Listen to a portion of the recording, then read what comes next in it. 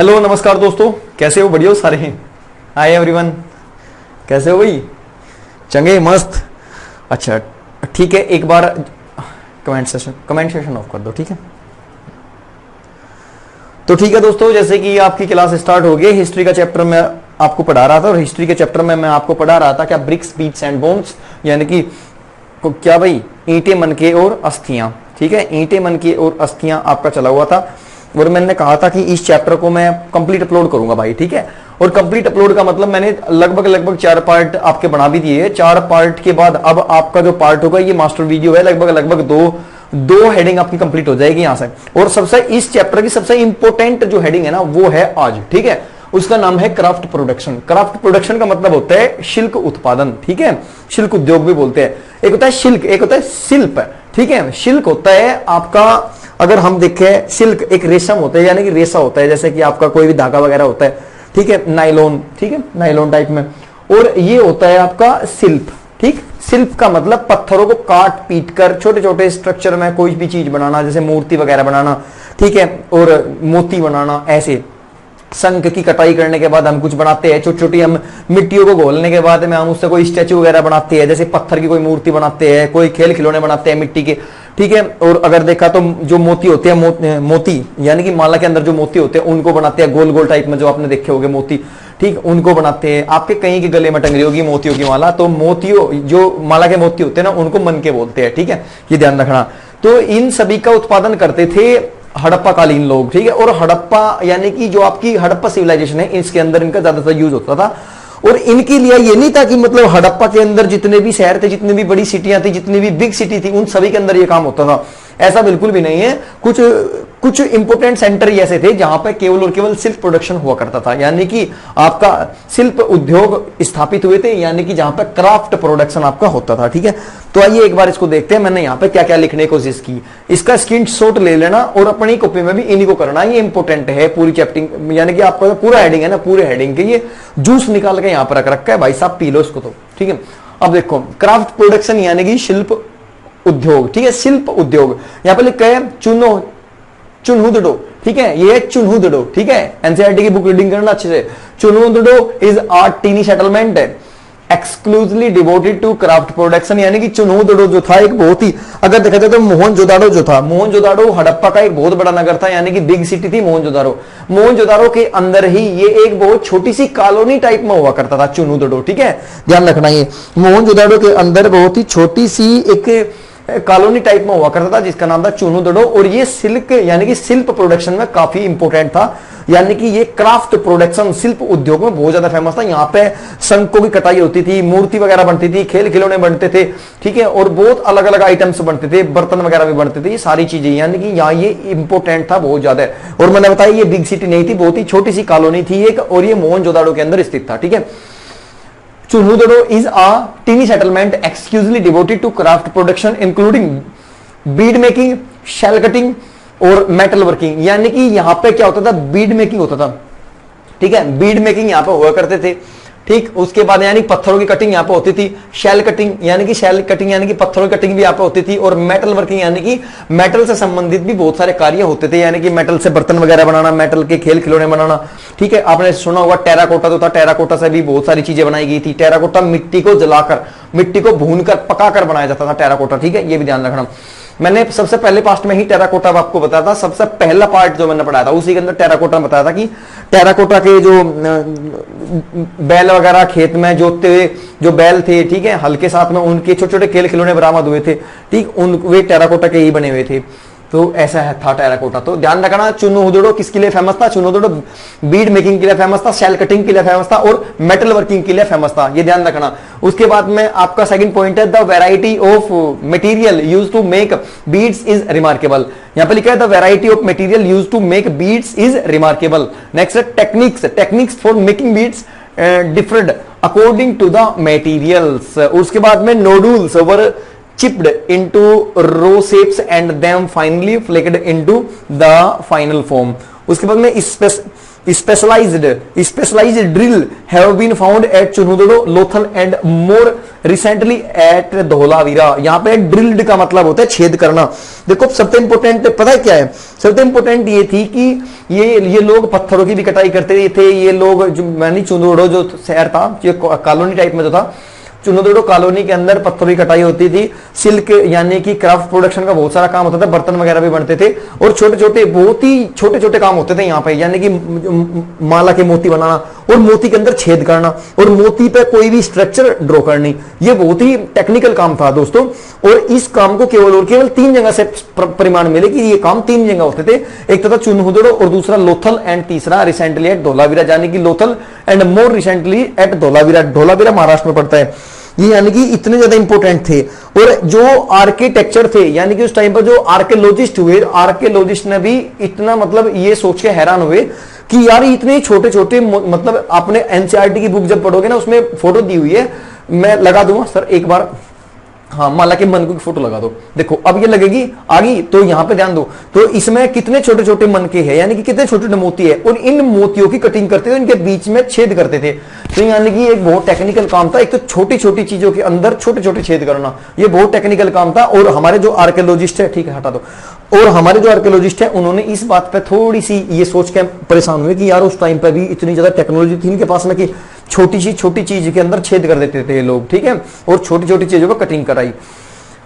उसके बाद मैंने कहा था कि क्राफ्ट प्रोडक्शन में कुछ ही चीजें, कुछ प्लेस ऐसे थे जो इंपोर्टेंट सेंटर थे, यानी कि स्पेशलाइज्ड ड्रिल्स छेद करने के लिए कुछ ही सेंटर फेमस थे, यानी कि Chanhudaro, Lothal and recently at Dholavira, ठीक है। उसके बाद Nageshwar and Balakot. Nageshwar and Balakot were specialised centre for making shell object, यानी कि पत्थरों की कटिंग करने के लिए कुछ सेंटर ऐसे थे जो मोस्ट इंपोर्टेंट थे। जैसे नागेश्वर, ये गुजरात के अंदर पड़ते हैं, ठीक है। नागेश्वर और बालाकोट, नागेश्वर और बालाकोट, बालाकोट स्ट्राइक भी सुनी होगी आपने। नागेश्वर और Balakot were specialised centre for making shell object including bangles, यानी कि चूड़ियां बनाई जाती थी यहाँ पे, बेंगल्स, लेडल्स एंड इनले, ठीक है। ये ध्यान रखना, यानी नागेश्वर और बालाकोट जो थे वो स्पेशलाइज्ड सेंटर थे किस किस चीज के लिए, वो थे बेंगल्स के लिए, लेडल्स के लिए एंड इनले के लिए, ठीक है। ये ध्यान रखना, ये 3 चीजें थी, बेंगल्स, लेडल्स एंड इनले।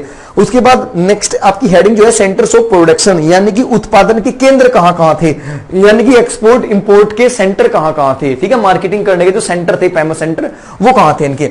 तो यहां पर लिखा है archaeologist identified centre of production, यानी कि जितने भी आर्कियोलॉजिस्ट हुए उन्होंने आइडेंटिफाई यानी कि पता लगाने की कोशिश की है सेंटर्स ऑफ प्रोडक्शन, इनके उत्पादन केंद्र की, कहां से ये लोग प्रोडक्शन करते थे।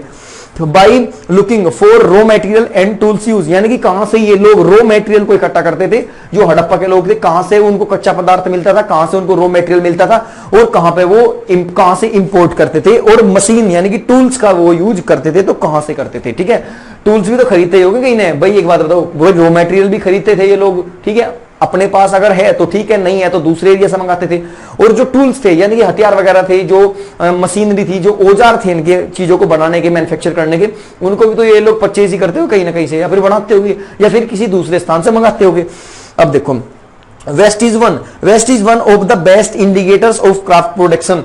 Sometimes larger waste pieces were used to be make similar object, यानी कि इनके लिए जो सबसे बेस्ट ऑब्जेक्ट था किसी भी चीज को बनाने का, वो था कि जब ये पत्थरों की कटिंग करते थे, जब ये बड़े बड़े पत्थरों की कटिंग करते थे और कटिंग करने के बाद में जो वेस्टेज बच जाता है, यानी कि जो पत्थर के छोटे छोटे टुकड़े पड़े रहे थे, ठीक है भाई। अगर अब किसी एक बड़े पार्ट से तोड़ के, काट के, छांट के हमने एक मूर्ति बना दी, एक बड़ा पत्थर लिया, उस पर हमने मतलब उसको चोट करके, काट के एक मूर्ति बना दी, लेकिन उसका तो वेस्टेज होगा, जो कटा पिटा छोटे छोटे टुकड़े उसके इधर उधर पड़े रह गए, ठीक है। ये लोग उनको इकट्ठा करते थे, उनको इकट्ठा करके उनसे भी ये लोग प्रोडक्ट मैन्युफैक्चर करते थे, यानी कि कितनी ज्यादा, यानी कि इनके लिए सबसे बेस्ट ऑब्जेक्ट माने गया पत्थरों के जो कटे हुए टुकड़े थे, ठीक है, वो सबसे बेस्ट पार्टिकल माने गए ऑब्जेक्ट के रूप में। तो यहां पे कहा waste is one of the best indicators of craft, यानी कि शिल्प उत्पादन में सबसे ज्यादा जो इंपोर्टेंट ऑब्जेक्ट मानना, वो मानना कटे हुए पत्थरों के छोटे टुकड़े, ठीक है। Sometimes larger waste pieces were used to be make smaller object, यानी कि जिनसे वे छोटा सा छोटा चीज बना सकते थे। अब जब मोतियों के मनके हैं, जैसे माला के मनके, मोती जो हुए छोटे छोटे गोल गोल, अब वे बड़े पत्थर से तो बनाए नहीं जाने के, जो छोटे छोटे कट पीस में पत्थर पड़े रहते उनसे बनाते थे फिर ये लोग, ठीक है। उसके बाद में craft production was also undertaken in large cities such as Mohenjodaro and Harappa, यानी कि craft production were also undertaken यानी कि क्राफ्ट प्रोडक्शन शिल्प उद्योग जो था वो शिल्प उद्योग वर आल्सो अंडरटेकन कहां पे स्थापित था, इन लार्ज सिटी बड़े शहरों में, such as Mohenjodaro and Lothal and Harappa, यानी कि मोहनजोदारो और हड़प्पा जैसे बड़े शहरों के अंदर भी शिल्प उद्योग ये स्टेबलाइज था। ठीक है, वहां पर उस टाइम पे। तो मैंने बताया सबसे ज्यादा इंपोर्टेंट सेंटर कौन सा, सबसे ज्यादा जो ये प्रभावी था दोस्तों, तो ये सबसे ज्यादा प्रभावी था आपका क्या, चुनुदुडो में। ठीक है, ये ध्यान रखना, चुनुदुडो तो एक कॉलोनी टाइप में था, मोहनजोदारो के अंदर ही था ये। जैसे अगर देखो किसी शहर के अंदर एक कॉलोनी टाइप में, एक सेक्टर टाइप में होता है ना, ऐसे ही तो ये मोहनजोदारो के अंदर एक कॉलोनी थी, छोटी सी, बहुत ही छोटी कॉलोनी थी, जिसका नाम था चुनुदुडो, और ये फेमस था क्राफ्ट प्रोडक्शन के लिए। और मैं बता दूं क्राफ्ट प्रोडक्शन क्या होता है। क्राफ्ट प्रोडक्शन यानी कि शिल्प उद्योग, पत्थरों की कटिंग काट के पत्थरों से कोई भी चीज बनानी, शंख की कटिंग करनी, ठीक है, और शंख की कटिंग करनी, मोती बनाने, माला बनानी, ठीक है, और अलग कुछ टेराकोटा से कुछ मेटेरियल, जो मेटल वगैरह थे, मेटल वगैरह पिघला के मेल्ट करके कोई और चीज बनानी, यानी कि क्राफ्ट प्रोडक्शन का सबसे इंपोर्टेंट सेंटर था चुनुदुडो। उसके बाद में था लोथल, उसके बाद में था क्या, धोलावीरा। ठीक है, ये सेंटर इंपोर्टेंट थे।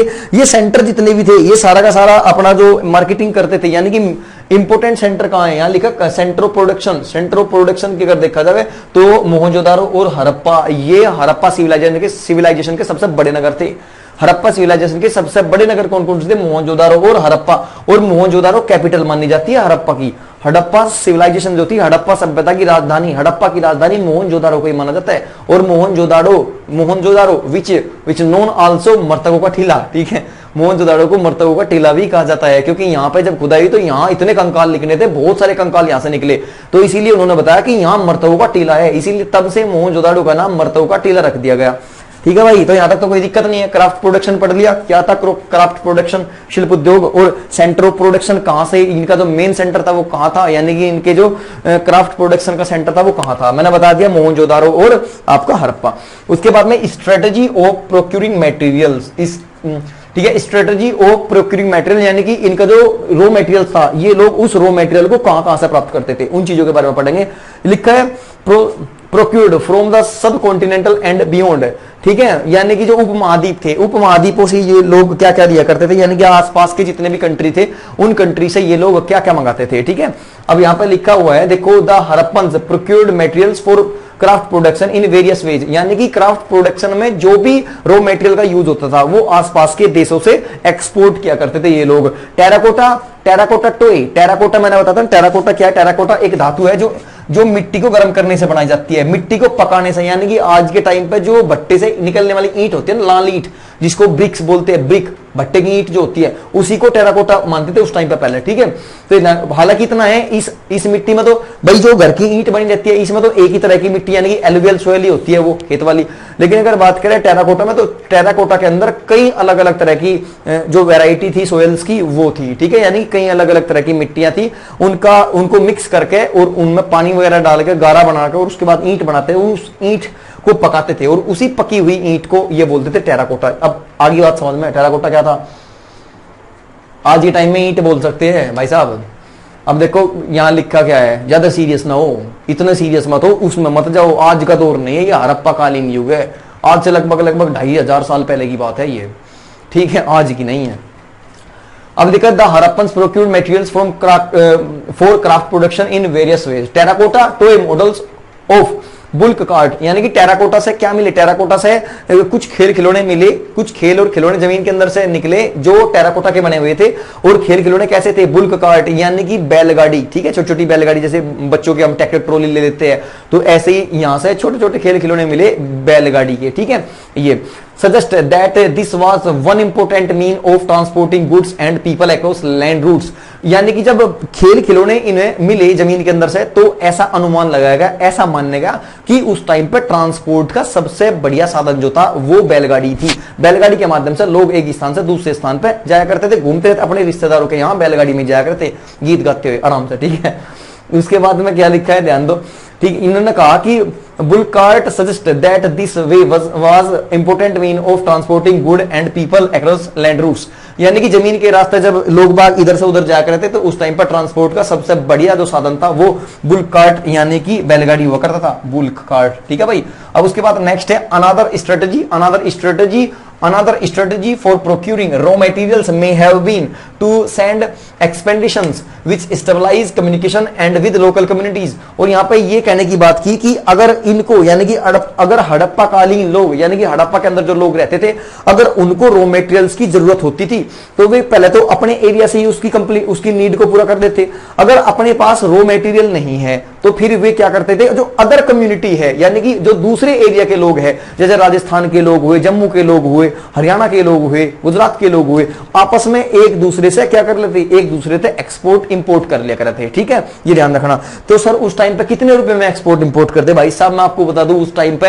ये लोग करेंसी में विश्वास नहीं रखते थे। ये इनके टाइम पे बार्टर सिस्टम चला करता था। बार्टर सिस्टम तो जानते हो ना, बार्टर का मतलब किसी को हम कोई भी वस्तु देके उसके बदले में वस्तु लेना, यानी कि हम बोलते हैं वस्तु विनिमय प्रणाली। ठीक है, वस्तु विनिमय प्रणाली, चीज के बदले में चीज लेना। ठीक है, अब तो समझ गए। जैसे कि गांव में देखा हुआ कई बार आपने, गांव के अंदर क्या होता है कि जो प्लास्टिक वगैरह होती है, प्लास्टिक और जो लोहा, जो बेकार प्लास्टिक बेकार लोहा पड़ा होता है घर पे, कई बार उनको लेने वाले आते हैं और बोलते हैं कि मतलब वे जो पुराना लोहा होता है, पुरानी प्लास्टिक होती है, उनके बदले में आपको आइसक्रीम वगैरह दे देते हैं। तो यानी कि आपसे क्या लिया, आपसे कोई प्रोडक्ट लिया बेकार और उसके बदले में आपको क्या दिया, प्रोडक्ट दिया। तो यानी कि चीजों के बदले में चीज देनी, उसको बोलते हैं बार्टर सिस्टम, वस्तु विनिमय प्रणाली। ठीक है, अब तो ज्यादा एक्सप्लेनेशन की जरूरत नहीं होगी, वैसे भी आप लोगों ने बहुत सारा लोहा बेच का आइसक्रीम खाई होगी, पक्की बात है।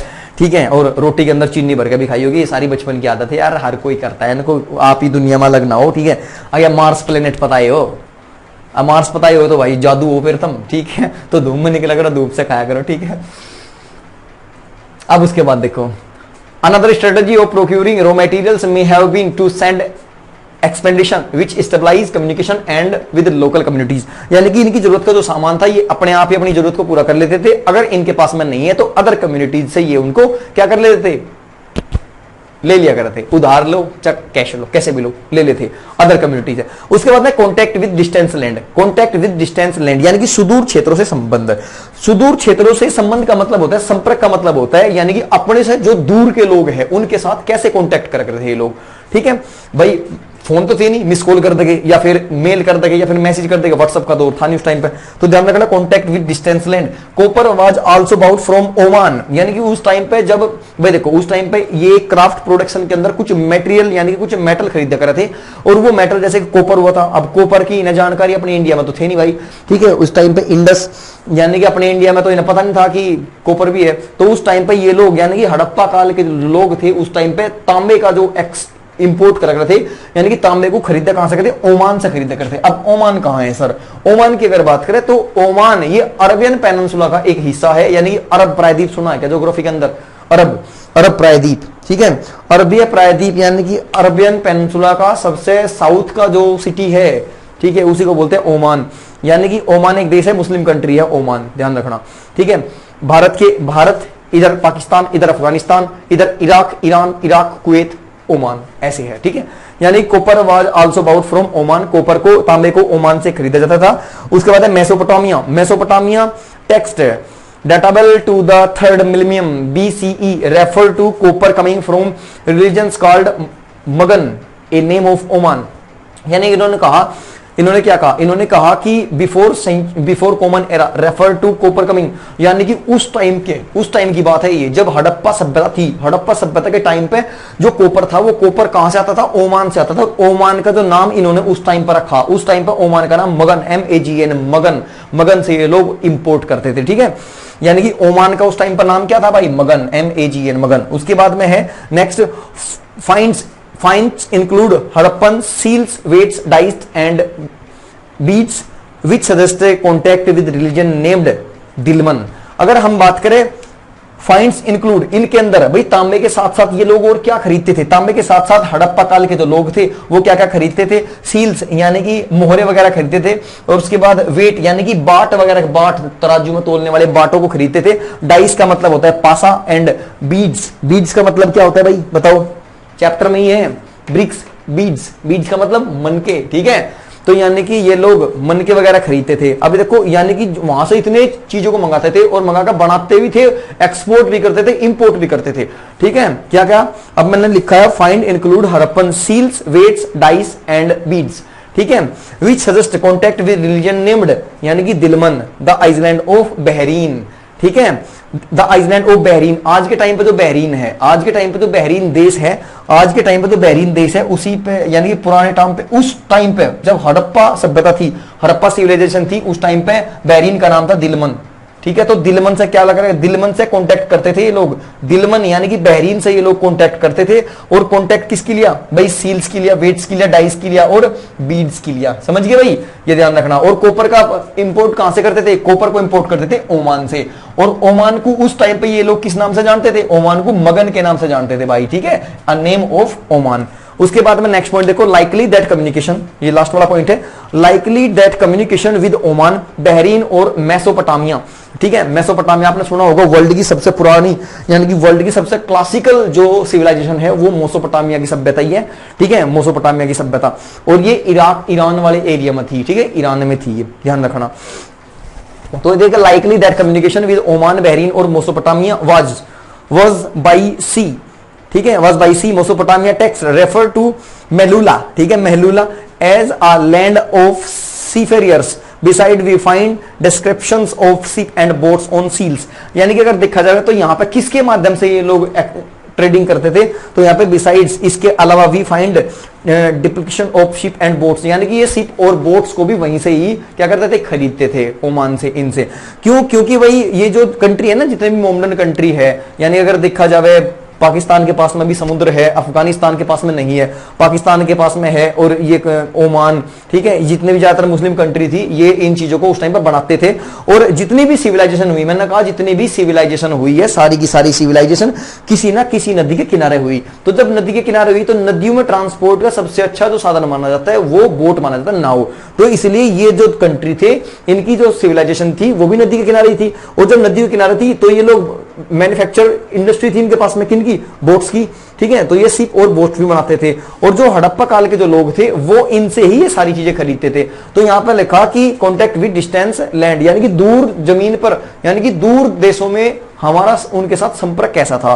तो भाई इन्होंने बताया कि भाई कुछ चीजों का लेन देन आपस में था, उसी के चलते ये कम्युनिकेशन हुआ। ठीक है भाई, तो ये था आपका क्राफ्ट प्रोडक्शन। तो क्राफ्ट प्रोडक्शन समझ में आई, शिल्प उत्पादन, यानी कि पत्थरों की कटिंग वगैरह करके छोटी छोटी चीजें बनाना, खेल खिलौने बनाना, ठीक है, मन के बनाना, और कुछ बर्तन वगैरह बनाना, और मेटल्स के कुछ सामान बनाना, इनको बोलते हैं क्राफ्ट प्रोडक्शन। ठीक है भाई, और क्राफ्ट प्रोडक्शन यानी कि शिल्प उत्पादन। और इनका फेमस सेंटर कौन कौन सा हुआ करता था, सबसे फेमस सेंटर जो था वो था आपका चुन्हुदड़ो, जो कि एक मोहनजोदाड़ो के अंदर बहुत छोटी सी कॉलोनी थी। ठीक है भाई, तो इसको एक बार कंप्लीटली पढ़ लेना, दो हेडिंग आपकी जबरदस्त हुई। अगर आपको फिर भी कोई प्रॉब्लम आती है तो आप मुझसे कॉल वगैरह करके पूछ लिया करो, या फिर ठीक है व्हाट्सएप पे मुझे कोई भी अगर आपकी क्वेरी है तो आप सेंड कर दिया करो। कुछ बच्चों की प्रॉब्लम आई थी कि सर जो कोचिंग के बैच है वो कब से स्टार्ट होगी। भाई अभी लॉकडाउन है,